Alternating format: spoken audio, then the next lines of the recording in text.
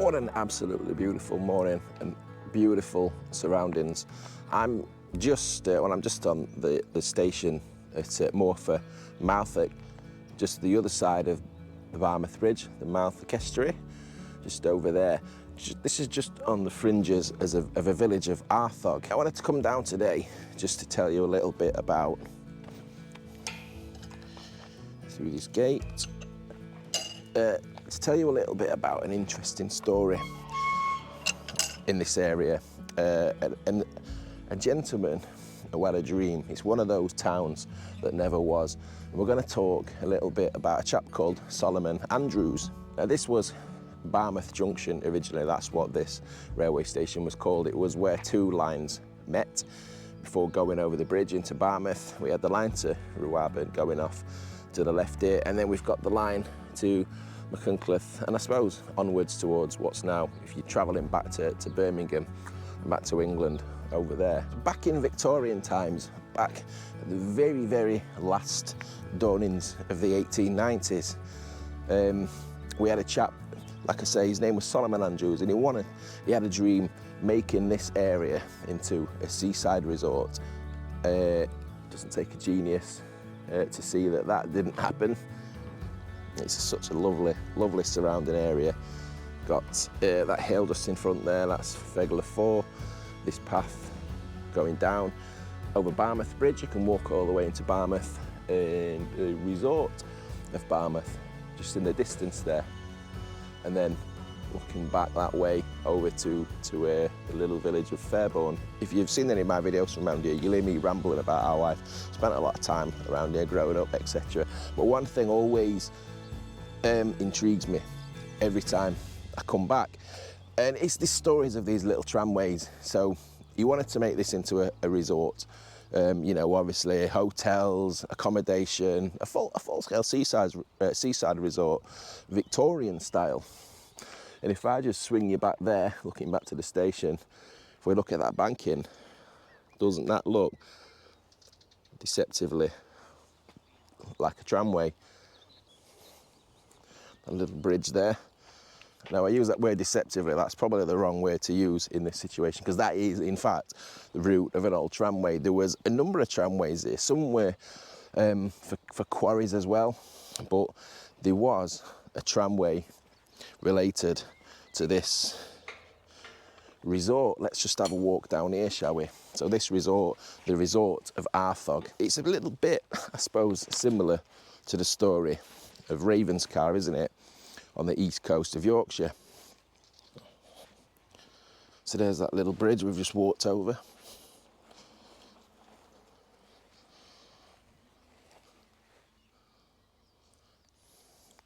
And there's a culvert there. I'm not going any further. It's literally a bog over here, and that's the railway line and the footpath there. Let's just see what we can see at this side, because the sun's in a little bit of a better position. I wonder if that's the original bridge, if that's the original wood. So there was a tramway, didn't operate for very long. I've read some places it was only one season, a couple of places it was a few holiday seasons. But the Barmouth Junction station there, steam trains arriving full of holidaymakers, they'd be transported to the resort that we'll walk to on this tramway. I don't know if this is the actual alignment of the tramway that ran of that resort, the Barmouth Junction and Arthog Tramway, I think it was called, because on the old maps there's also another tramway over there. Can you see where that cyclist is cycling?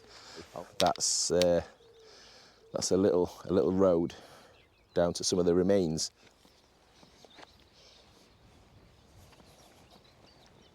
I still think this is the tramway that we're walking on here. I think that's more of a banking for flooding purposes there, to be honest. It's got the estuary just over there, across this little road. I think this was, there's always been a little track here, but they put in a little bit more of a more substantial road, because this was the access for when they was repairing Barmouth Bridge last year. But we can see, look at this tramway. I mean, it's quite clearly the definition of an embankment here, isn't there?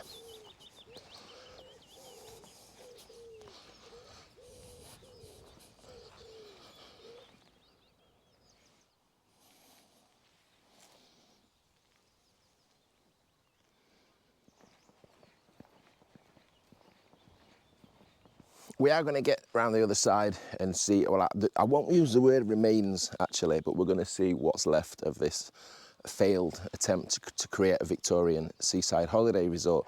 But there are some other strains of history attached to this site as well. So after it was abandoned because the resort failed after only a few years, it was commandeered by the Royal Marines in World War II.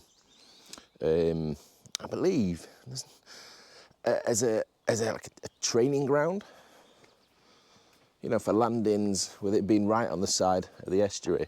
And we've got these fantastic lookout posts, which I assume, and I've always assumed this, correct me if I'm wrong, as always, that these are related to that period.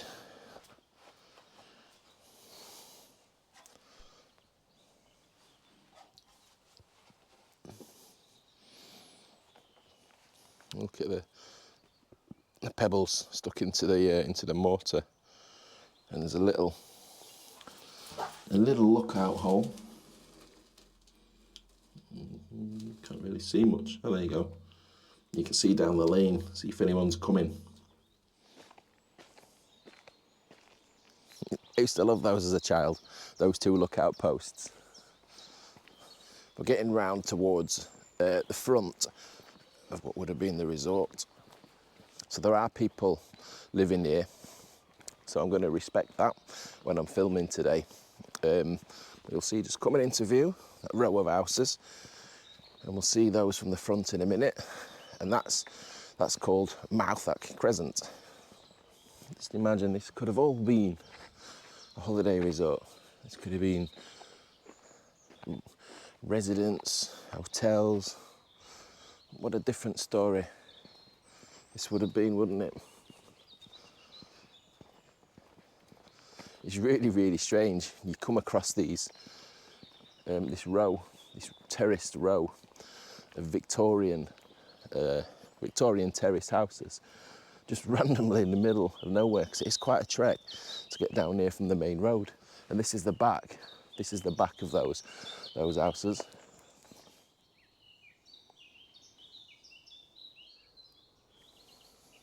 You'll see as you're walking round here, concrete remains and concrete bases.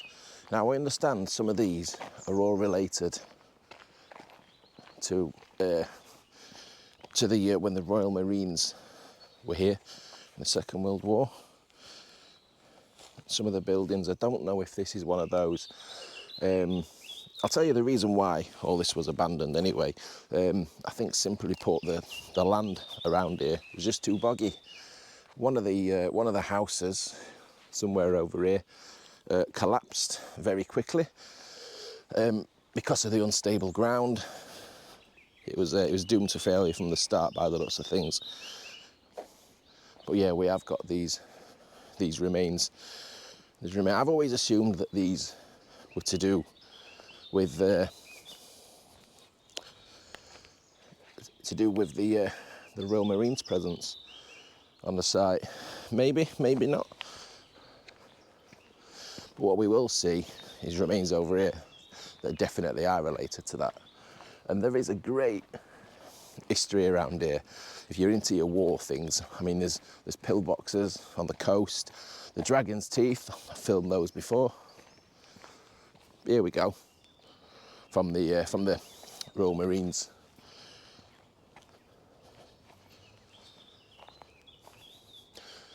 I always seem to remember somebody telling me when we used to come here that there was also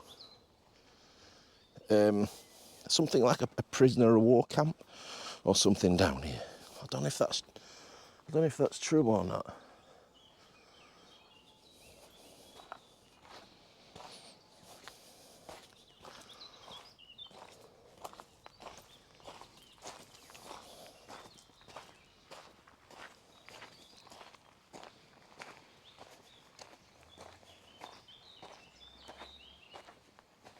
Fascinating remains.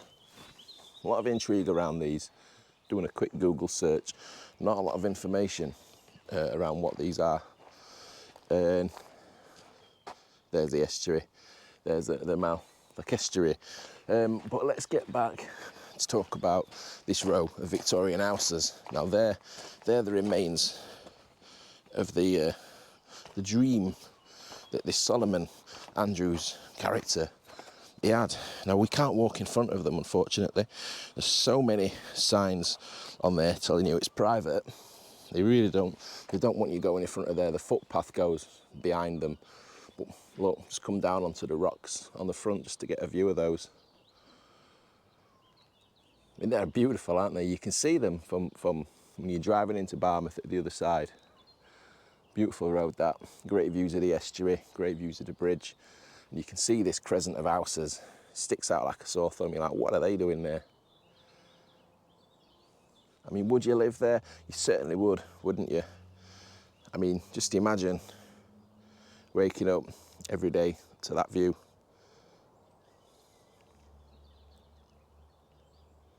Yeah, there's all these foundations over here as well, look. Big concrete pad.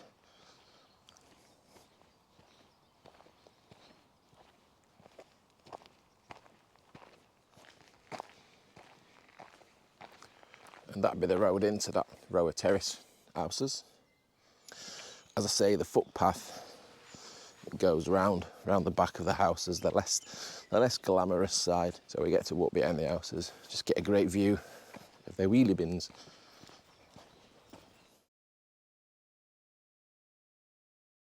And here's the houses from the other side. You can just imagine this as a promenade, can't you?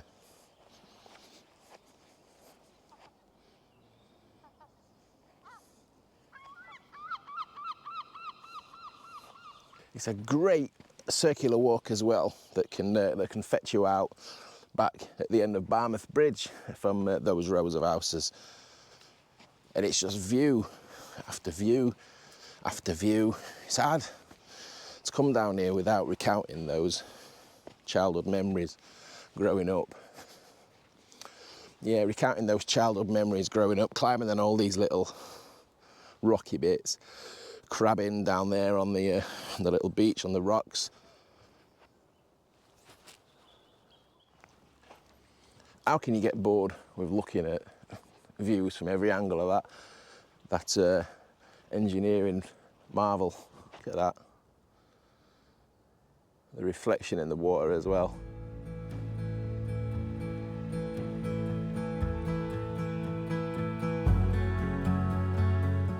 I hope you enjoyed that fascinating story. If not, I just hope you enjoyed a nice little walk with some nice views. Made a few films, videos while I've been on holiday this week.